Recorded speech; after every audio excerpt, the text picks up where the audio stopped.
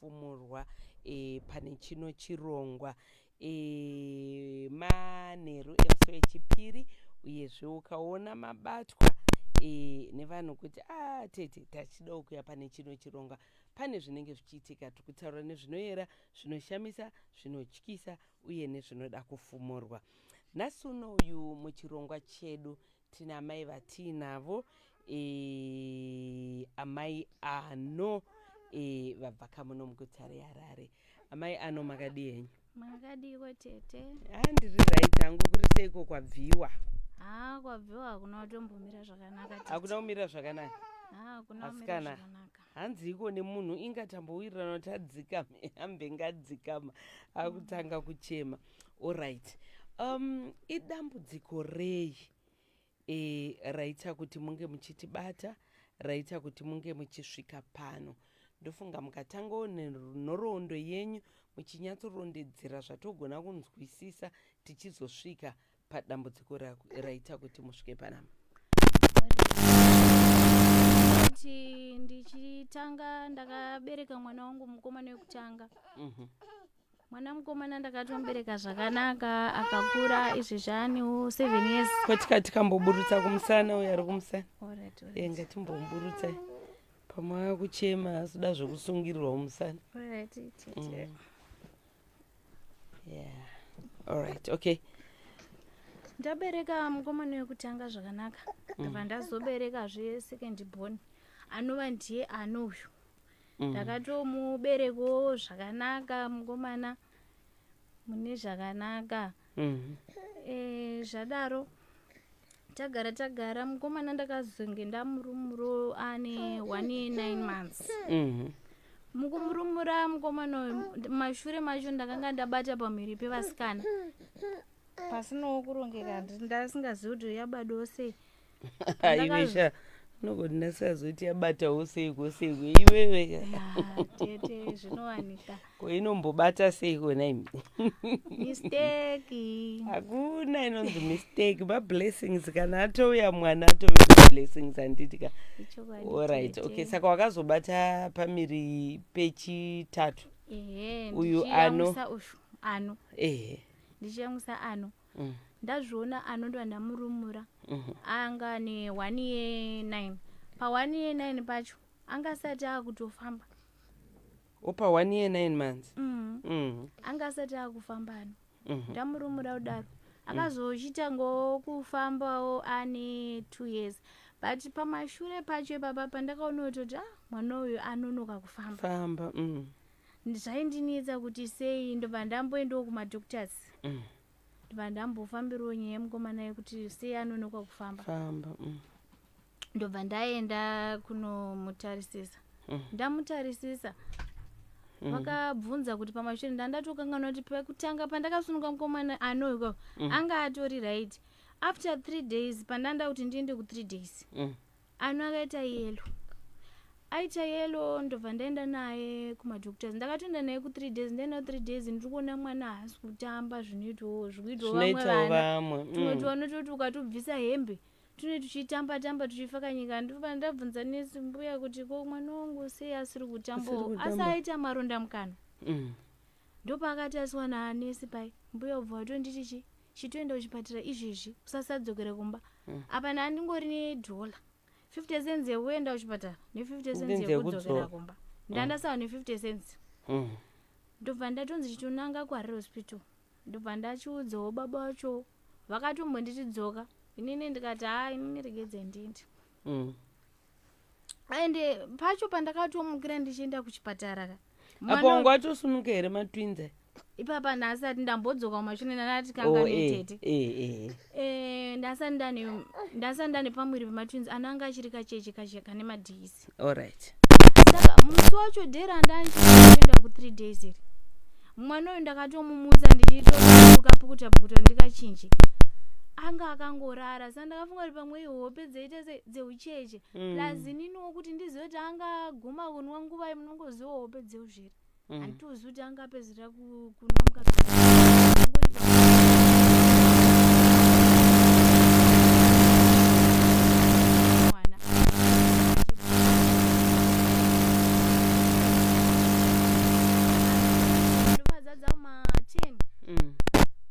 angasirurumwa mukaka kudomba mukaka haachani mukaka haachatochemi akungofakanyika chete pasi 11 ndobva ndatofamba kubva pachipatara paye ndichienda kuHarare Hospital kwandanda admitwa ndo pandakabva ndaenda tasvika kuHarare Hospital ndo madhezi eCovid. Alright. Asikana vakurovana inga mwene mwane wake mukaka nei ari kutotsunya mumwe papa ndobva ndo madhezi remukona kusvobera mberi pedyo nemaikiri.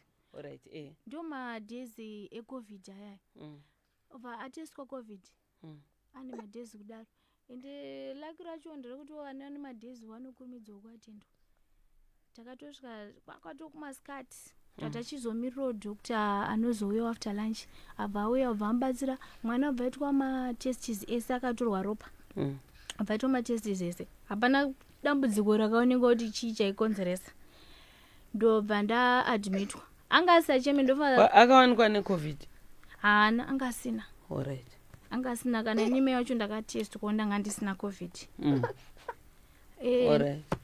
Ndobva tazopiwa mubhedha dzadza kuma past 4 ndobva wandidzidziso bva aiswa chubu ndopoka ndinoyamwisa mwana so musvina mpaka mukapu uchimudhonzera nesyringe uchizomupfanyira muchubu muyame mupe mukaka ndopoka kandiudzawo mamiuza ndaifanira kuita sei kupa mwana ndaifanira kumupa mamiuzi after 1 hour saka ndakaona kuti ndikarara ka mwana wangu anofa ndina kana ungorara 3 days 3 nights ndakashunura tete makumbo kuzvimba ndichimuka ndichimba anatomborara ndachikoti ndikarara manje mwana wangu anozofa nekuti anga asingacheme. Day 2 ndopa akachitanga kungoti ngotanga kungokwetsemura zimheri.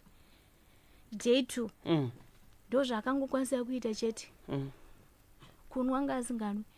Day 3 rasvika apa akura sei manje apa ndofunga anga ane week basi pandakaenda 3 days rara dheri 4 sapa kuzogarawo 3 days 7 days dzadzatokwana ndo pandakazochiti tagara muchipatara maday 4 madoctors obva auya obva amona makuseni obva atonditi mwana wenyu atori right. Pane rimwe ropa futi raka rikatorwa futi rikaendeswa kulab rikaenda ikoko rikadzoka hapana kana chakabatwa pamwana. Ndo pakazouya madoctors obva azouya obva atoti mwana wenyu ari right endai kumba ndo ndatobudiswa but anga asingamwe mukaka asiwo vakatoti mwana wenyu saki yake itoripo ndobva ndatoenda kumba. Ndatosvika kumba pai akambotanga kuramba mukaka obva achizotanga kunwa. Tagara ndo pai pakachizouya mimba yevasikana. Pauya mimba yevasikana ndobva ndazviona ndo pandakazomurumura ane gore ne9 asanga asati akufamba. Asati akufamba kudaro ndobva ndati mwana wenyu nekukura kwaita ka hafa nhongo achidai so regedzani mbe ndochipatara. Ndo pandakachidzokera futi kumadoctors obva vambonditi since akaita yellow regedza timbomuteste kuti hazvina kumafekta mubrain here zvese plus nzeve waiti ukamudaidza aitonga asiri kunzwa.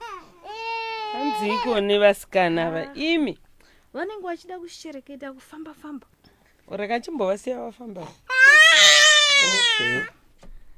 Yeah.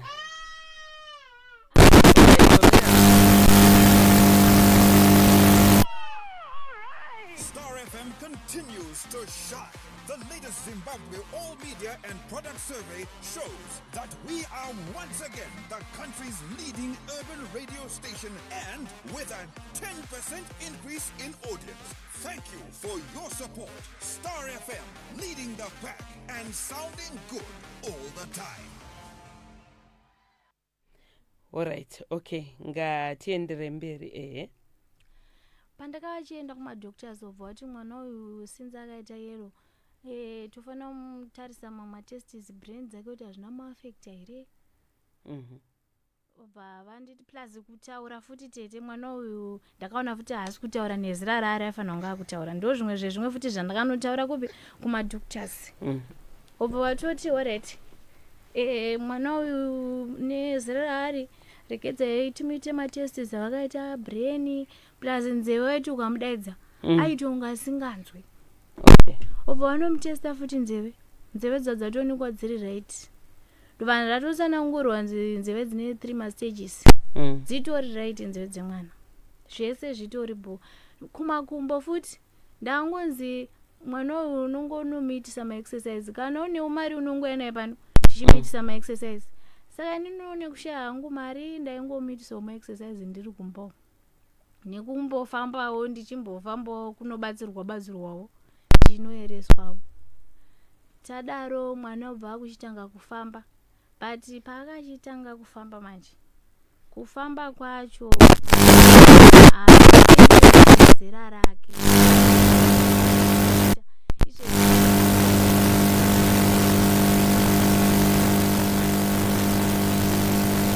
gore nesiti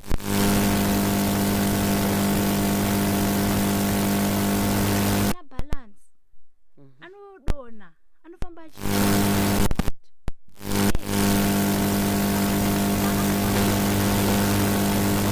power rekuti andogurira mukoma pawa asi anofamba achitonge mwana mudiki. Tagara mukomana akachitanga kushaya hope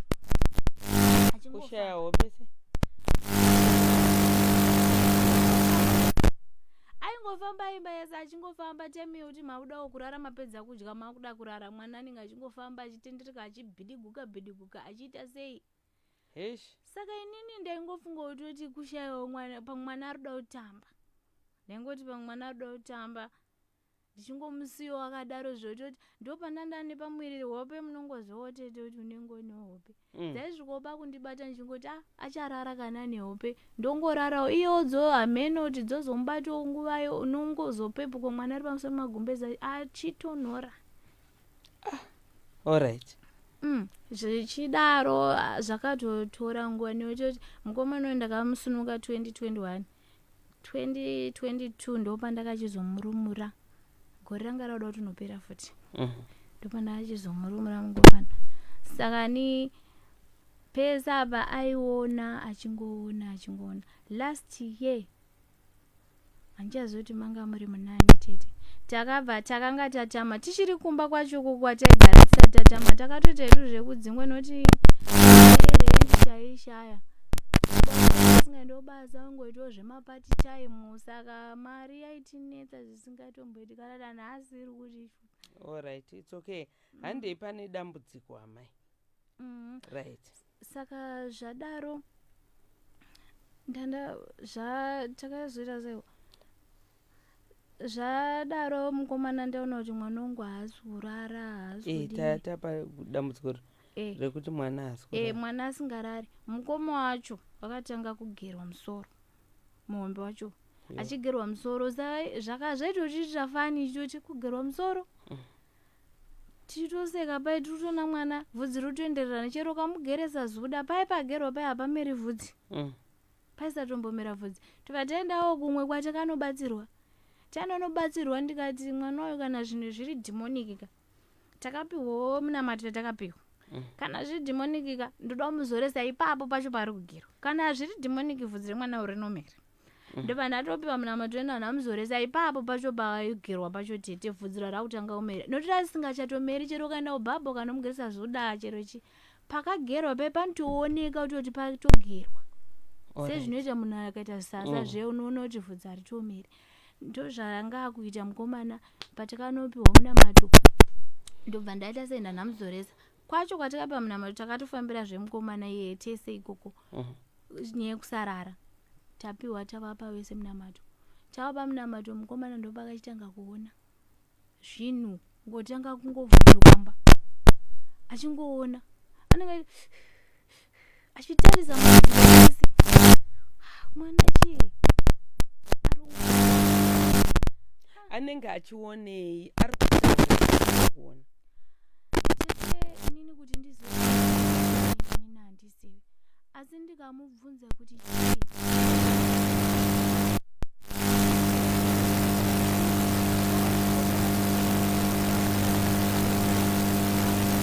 unoedza kubuda kwayo wedijete anongoti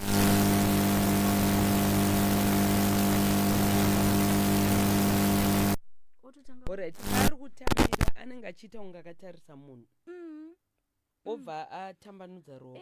Anenge achitotanga ari kutotaura nemumwe munhu, ari kutoona munhu anenge akatotarisa tete, akatotarisa kwaanenge akatotarisa zvekuti mama wake anditarisa vari kundiona izvo haatozvitarise, anenge akatotarisa daiso ototambira, ototanga kutora achidya, ototanga achitsenga achitsenga.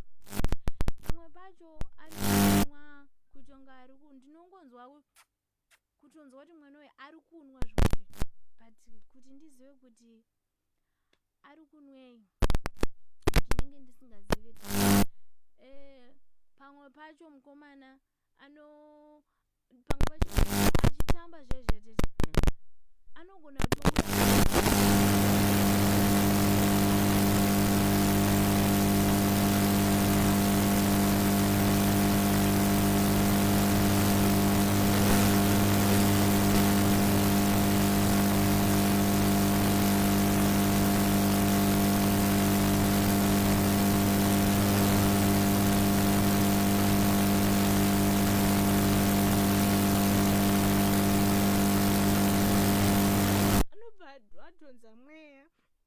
panodhonza mweya wobva unoti ndo panotanga kuti pengeni otoita zviri nani ende anotonga ari kudzipwa kutanga munhu adzipwa zvezvo toti anotooneka kuti mwana haachatofemi, anotongofamba akatona zvakutoitika anotongoya kwandiri sando andatonga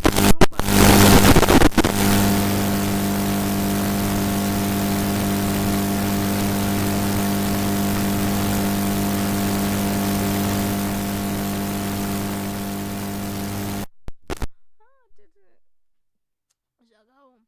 Ende patime futi yekutoti taakurara ndatopedza kubika dzongwa ndokurumidza kubika ndopedza kubika kuma7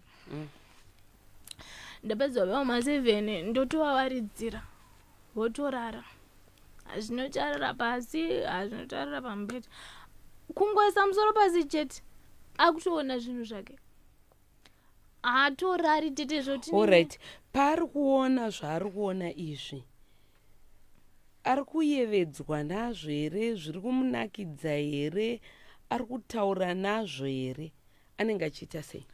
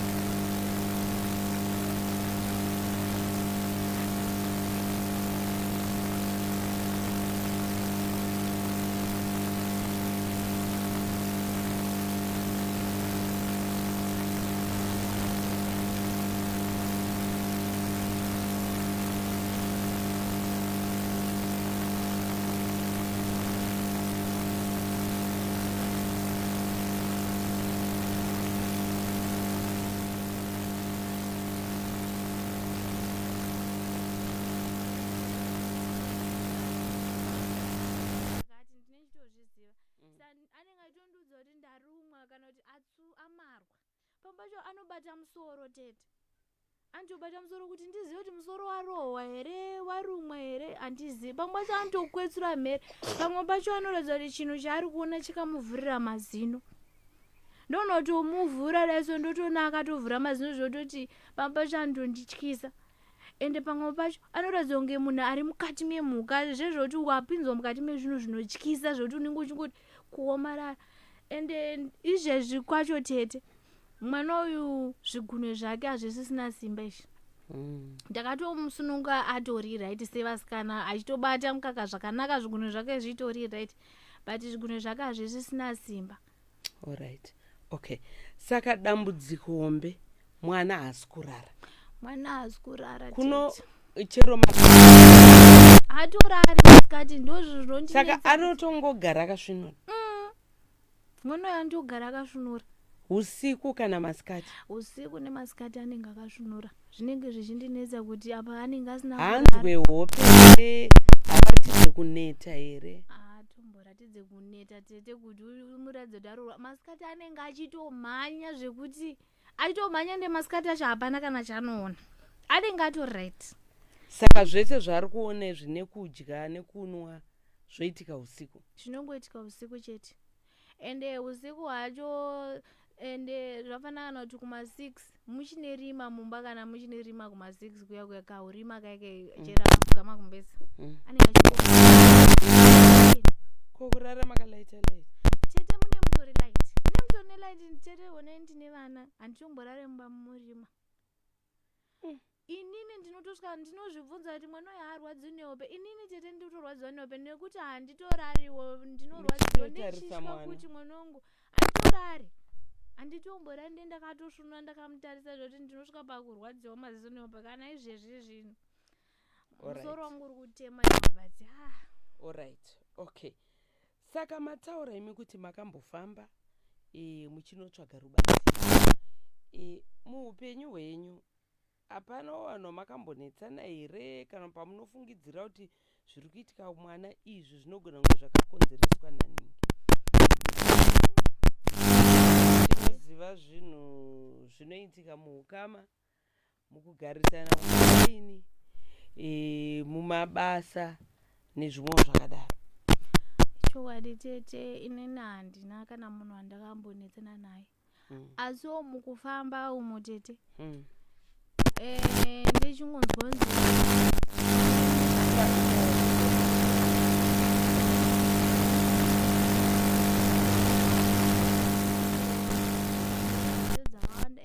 hakuzi kwega kuhwani tete nechitongozwa zvakawanda nyaya yenyoka ndoudzwa, asi zvinzinziwo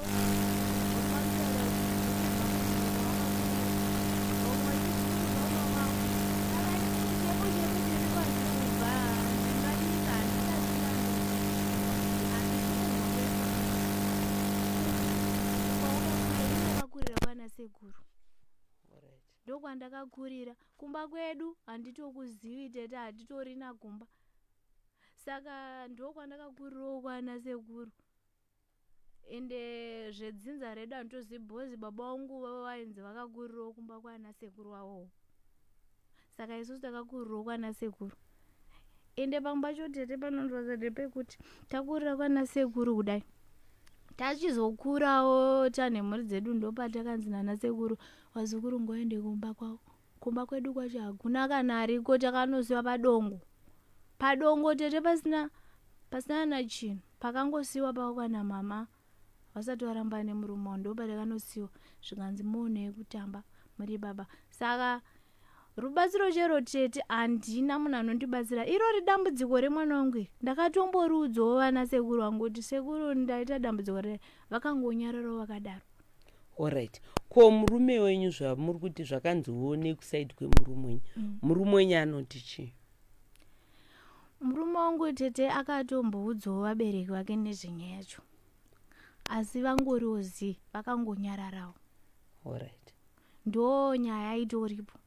Saka dambudziko ratinaro iri tiri kungorifesa tiri vairi. Alright. Ndo mamiriro akaita nyaya dzacho. Inini kusadi kwangu tete handinawo kana hama, handitori na hama. Alright, it's okay. Ndo nyaya ina mai ano yavauya nayo pano. Ano wacho varipo vauya naye, very energetic boy, munhu ane simba rivheri, anenge achingotamba achingomhanya achingozvifarirawo hake. Saka unobva washaya kuziva kuti yo ndiye munhu anonzi harare, chero masikati chero manheru, munhu anenge akangogara. Saka kuuya kwamaita pano, mamuchida kubatsirwa nei kunyanya? Tete kuuya kwandaita pano, rubatsiro rwangu ndanga ndiri kukumbirawo kune vabatsiri vaive vanoonawo, vanoziva, vanobata. Kana kurunzi mwana uyu zvinhu zvaari kuona zviri mumba matiri kugara tete, ndokumbirawo vabatsiri vanobata zvinhu kuti wewe umbate. Pane vakamboya here kuzobata zvinhu? tete pane wakambouya vachizotibatsira. Chavakakwanisa kuita vakati ndoda kuti muzive zvikurwarisa mwana. Mukuziva zvikurwarisa mwana, vanhu vakaona nyoka. Inini hangu handakuona, ndakanzi munoyamwisa zvinoona. Vaingotaura kuti tiri kuona nyoka. Kana iye mubatsiri wacho akatorara. Alright, ko murume imi mainzi muri kuyamwisa. Ko murume akadi kuona yanga singayamwisa. Ipapo pacho akatotadza futi kuuya, asi papana mukoma wake havana kuona, vakatadza kuona. Zvinhu zvayo zvinezvi ko chinhu chinogotadza kuonekwa chei chiri paiko. Handi chinoonekwa chei chingori pachena. Vaizviona pai. Vakaisirwa hanzi paTV. Vakauya neTV mumba menyu. Nejira rakaiswa kumadziro. Ndo paionekwa zvinhu zvacho zvainzi ndo zviri mumba menyu zvacho zviri kurwarisa mwana. Saka pane vakazviona. Vakaona pajira pacho. Alright, okay, fine, vanhu vaona pajira. Saka zvaizonzi zvichapedza sei dambudziko remwana. Zvinhu zvacho zvaonekwa zvaizoitwa sei? Pakaonekwa zvinhu izvi zvakanzi hanzi kuti mwana apore, zvinhu zviri kuda kubatwa. Asi uyu mukomana iwo mubatsiri wacho aitaura kuti mwana wenyu anoda kurapirwa kumba kwavo. Hanzi dobata zvekumba kwamakakurira imimi.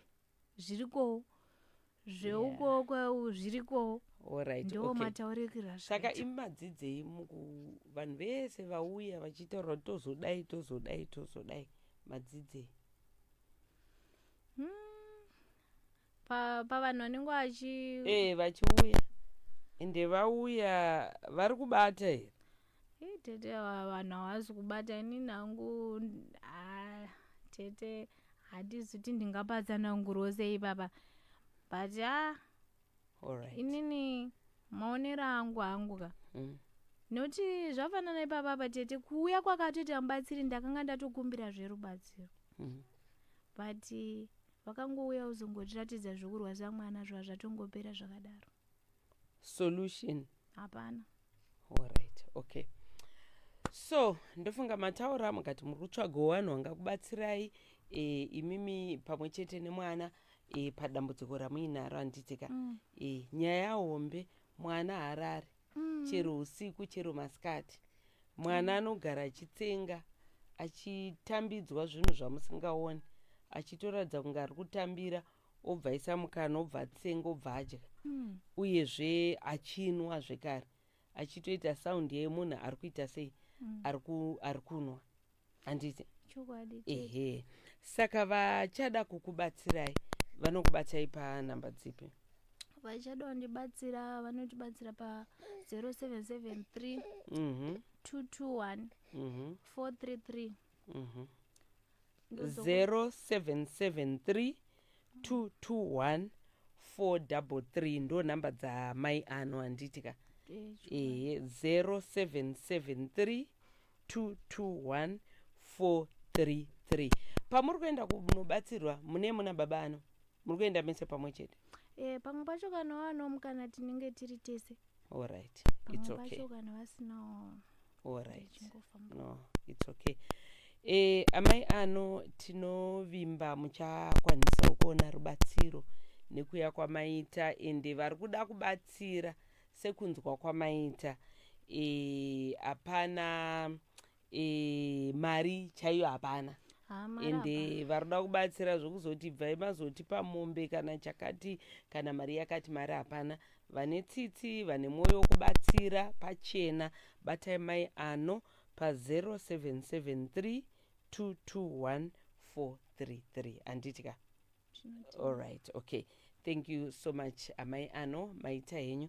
Chenda munoyamwisa vasikana matwins. Alright, iripo.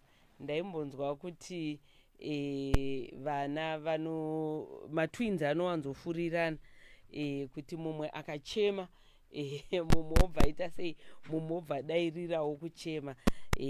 Nhasi ndazozviona. Anyway, kune vanokwanisa kubatsira moonaka kuti mabatana namai ano ipapo. Tisingapedze nguva chirongwa chedu Tilda Live, mune zvinoyera zvinoshamisa zvinotyisa zvinoda kufumurwa. Regai pane dzino nguva titambire baba Mandaza vanova ivo director kuMercy World Mount Gilead Church. Makadiko Baba Mandasa. Tinofara tete makadiwo. Aiwa tiri right kuri seiko kwabviwa. Aiwa kwatinobva kwakanaka, Mwari ari kutichengeta. Anditika. Ongo. Prophet Elijah varova zvokutodaro varomboita nezvechiko mazuva anaya. Munhu waMwari ari kufamba nebasa raMwari. Varifamba nebasa raMwari. Vachimboenda kuma-prayers, saka vanenge vachingotinyengeterera vachiprepare for ma-services, saka zvakawanda zvinowanda. Ndaichitofunga kuti nhasi vari kubatika vari kuuya. Tachida kuvapa kana kutaura veruzhinji vakateerera. I remember vakapleja kubatsira vakomana vakabva kujere Tyrus naAkim. Saka tatoda kuti vateereri vanzwe kuti nyaya iyi chii chiri kumboitika zviri papi. Asi anyway, we'll wait kudzoka kwavo tozongosimudzira nyaya iyo yanditika. Anyway, Mercy World Mount Gilead Church zvakamira sei? Tete tiri kutenda Mwari nekuti Mwari vari kuzviratidza nguva dzino kubudikidza neushumiri hwemunhu waMwari muranda washe Prophet Elijah. Vanobata mabasa even ekubatsira vanhu saizvozvi zvamanga muchitaura, asi kunyanya tiri kubatsirwa nemunamato neshoko raMwari, kutodzidziswa chaiko nekukura pamweya. Ndichingoteerera kunyangwe vanga vari pano, unonyatsoona kuti vanhu vakaremerwa, vanhu vari kutambudzika, ende pane paunoona. Inini ndinobhelieve in science. Science chaidzo, medical science. Yes, exactly. I believe in medical science. Asi unonyatsoona kuti pamwe pacho panoda kuti tiende pamberi paMwari tinyatso namata nezvazvo, nekuti Matthew 11 verse 28 inotaura ichiti, uyai kwandiri imi makaneta makaremerwa, ndikupei zororo. Saka dzimwe nguva unoona kuti peace yatinenge tichitsvaga haina kumwe kunhu kwainowanikwa, inowanikwa muna Mwari. Anditika. All right. Ma-services akamira sei kuMercy World Mount Gilead Church? Every Wednesday mangwana chitatu tinenge tiri pa State Lottery Hall, kona Julius Nyerere na Speak Avenue. Tinenge tichiita munamato, titenda Mwari kuda kweupenyu. Nguva yati kurarama yashata, kuona matsaona akuitika, kuona zvekuitika, asi tikungoti ngatende pamberi paMwari. Tinamatire nyika yedu, tinamatire utano, tinamatire kuchengetwa, asi chikurukuru titende Mwari neupenyu, iye Mwari anotitsamwira. Saka tatakucheka wanda tipa kozoti alright, tinotanga na 5:30 kusvika na 8 p.m. Saka vanenge vabva kumabasa vanokwanisa kuti joina, vanenge vari kumba vanokwanisa kuti joina. Totanga na 5:30 kusvika na 8 dzemanheru. Tozoti maSunday services edu tiri kuitira paShowground, munonzi muConvergence Hall. Sunday service yedu inotanga na 9 kusvika na 1 p.m. Ngatiuyei tirumbidze Mwari tichitungamirirwa nemunhu waMwari Prophet Elijah. Tiri kuona kubata kwaMwari tete. Every time we are seeing testimonies and also the power of God pakati pedu. All right. Tiri kuziva tiri kutarisanawo zvekare ne-all night and the biggest event yekuMercy World Mount Gilead Church pagore ye-restoration night. Ichazenge riko rini uye zvinenge zvakamira sei? Musi wa 27 September tinenge tine restoration night. It's going to be a night of praise and worship. It's going to be a night of power. It's going to be a night of deliverance. And we are inviting everyone. Tungokoka munhu wese, Zimbabwe yose, kunyange vari kunze kwenyika. It's actually 26, right? Or Yes. 26 to 27. It's 26 to 27. 27, right? Yes. 26 to 27 September. Ndo patichange tine restoration night. Restoration night ndo our biggest gathering, our biggest all night, our biggest event pagore rega rega, and it has become part of our calendar every year, restoration night. Saka this time 26 to 27 September, tichange tirimo muconvergence hall. Yes, tichinamata Mwari nekumurumbidza. Right, vachada kukubatai toziva vamwe vanononoka kubata zvinhu kana kuzokanganwa mafone numbers, and also vamwe vanenge vanewo matambudziko pakati apo vachida kuti vange vachibatsirikana. Mafone numbers akamira sei? Prayer line yedu akamira akadaizve 0780 800 502 ndo yekutanga 0780 800 502 kana 0780 114 141 0780 114 141. International line redu kwenyika unokwanisa kubata +263 775 672 683 +263 775 672 683. Asi tiriwo pama-social media platforms. Tiri pa-Facebook page rakanzi Prophet Elijah the Messenger, rine 58,000 followers. Ndofunga vanhu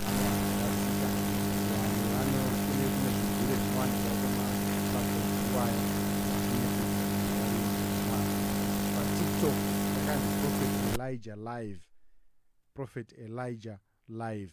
Saka tinongoti ngatisangane ipapo, vanhu vanokwanisa kuti bata pamanamba ipapo kana pama-social media platforms atataurayi. Anditika.